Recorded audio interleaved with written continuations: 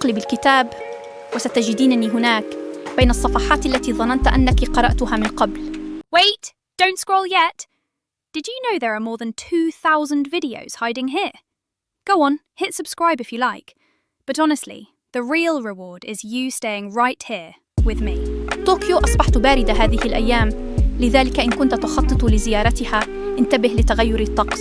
مساء الخير، أنا هاروكا، أقدم لكم هذا البث الليلي من شقتي الصغيرة. أتناول الآن جيلي القهوة بينما أتحدث إليك. كان الجو دافئاً حين صورت هذا المقطع، والضوء يتسلل من الستائر مثل العسل.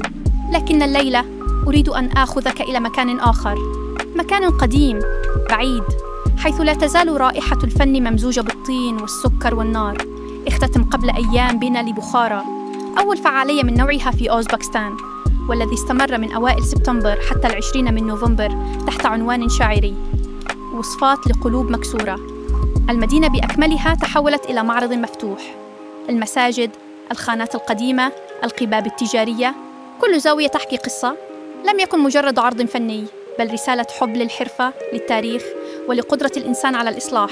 عملت القيمة ديانا كامبيل مع مؤسسة تطوير الفن والثقافة في أوزبكستان لتدعو فنانين من أنحاء العالم، فتحولت حجارة بخارى الرملية إلى حرير، وأطلالها إلى وصفات للشفاء.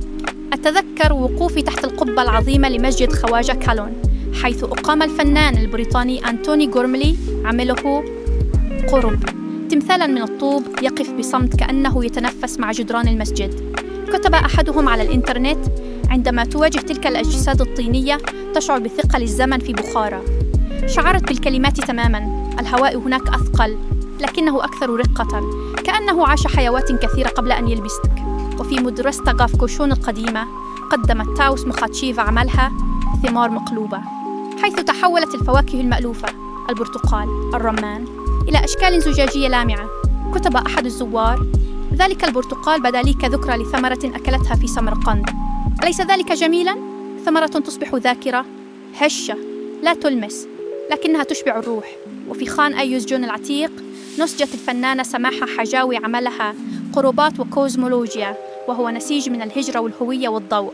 كتب أحد الزوار: عندما تدخلين تشعرين أن تاريخك الخاص يفتح أمامك في السجاد والضوء. ربما هذا ما يفعله الفن الحقيقي، يفتح الحقائب التي لم تعرف أنك تحملينها. أما في قبة توقي تيلباك فروشون، فقد بنت ليلى جوهار جناحاً من بلورات السكر الصخري بعنوان بيت النبات. كان الزوار يلمسونه، بعضهم تذوقه. كتب أحدهم في تويتر: أمسكت قطعة من السكر وشعرت أنها قطعة من ذاكرة قديمة، حلوة وهشة. تخيل أن تتذوق الذكريات وهي تذوب على لسانك. لكن أكثر ما لامسني هو برنامج الطهات. كان الطعام فيه لغة وحكاية تروى.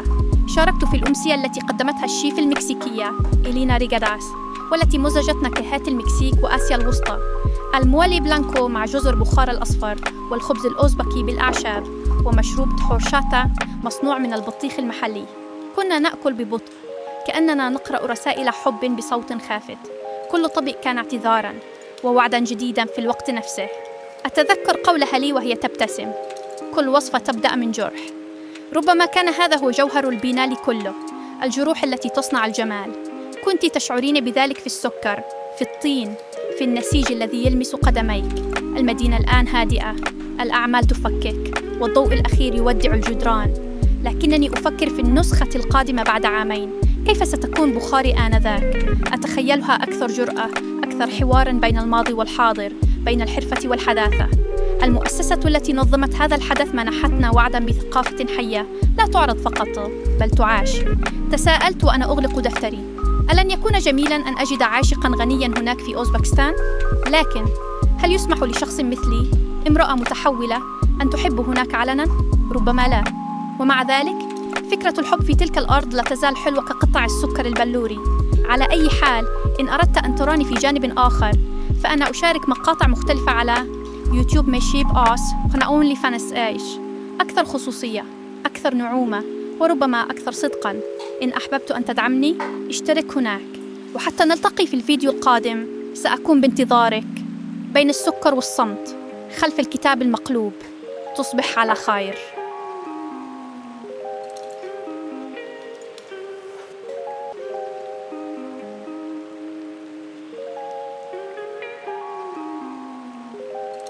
Reverse the book, and there I am, between pages you thought were written.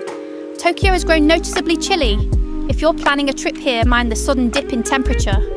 Hello, I'm Haruka, broadcasting from my apartment tonight, spooning a little coffee jelly. When I filmed this, the air was still soft and warm, sunlight pouring through the curtains like honey. But tonight, I want to take you somewhere else, somewhere ancient, somewhere where art still smells of clay, sugar, and fire. The Bukhará Biennial has just closed. The first of its kind in Uzbekistan, it ran from early September until the 20th of November under the poetic theme, Recipes for Broken Hearts. The whole city became a gallery. Mosques, caravanserais, trade domes, each space echoing with stories. It wasn't just an exhibition, it was a love letter to craft, to history, to repair. The curator, Diana Campbell, worked with the Uzbekistan Art and Culture Development Foundation to invite artists from all over the world, and together they turned Bukhára's sandstone into silk, its ruins into recipes.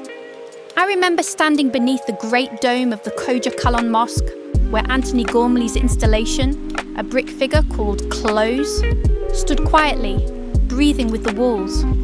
Online, someone wrote, "Facing the clay bodies, you feel the weight of time in Bukhára."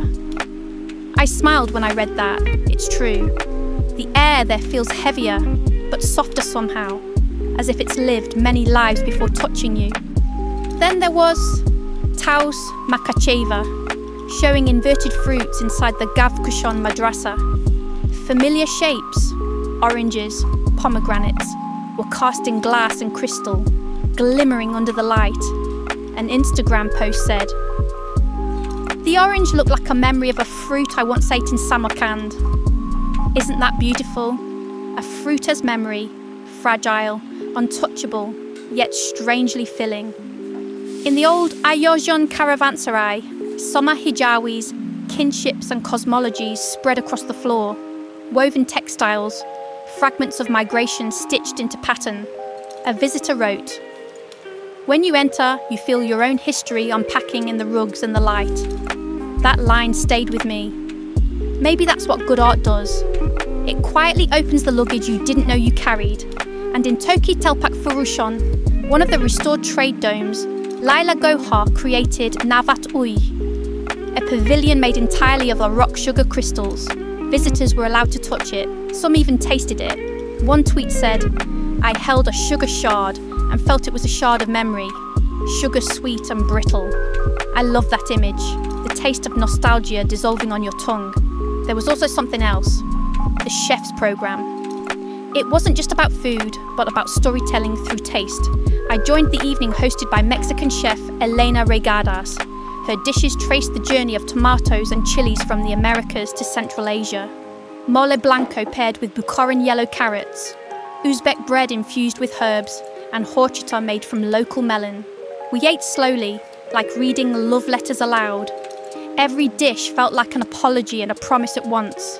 I still remember her voice saying softly, "Every recipe begins with a wound." And maybe that's what the whole biennial was about. The wounds that make beauty possible. You could taste it in the sugar, see it in the clay, hear it in the rugs, brushing against your shoes. As the lights go out across the city and the artists pack up their installations, I find myself already thinking of the next one, 2 years from now. What will Bukhára become then? A new chapter of stories, perhaps, where the foundation continues to breathe a life into the walls, and artists continue to teach us how to look, how to feel, how to mend. Wouldn't it be wonderful to have a wealthy lover in Uzbekistan? Though I wonder, would someone like me even be allowed to love openly there? Still, I can't help but imagine the sweetness of it. Anyway, if you'd like to see another side of me, you know where to find it. I share different kinds of videos on YouTube, membership and OnlyFans. More personal, more delicate. So if you'd like to support me, please subscribe. Until the next video, I'll be waiting somewhere between sugar and silence behind the upside down book. Good night.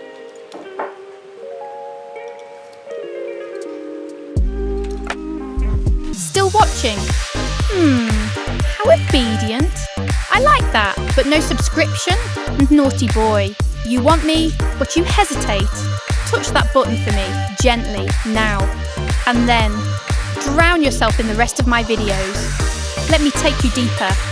You won't want to come back.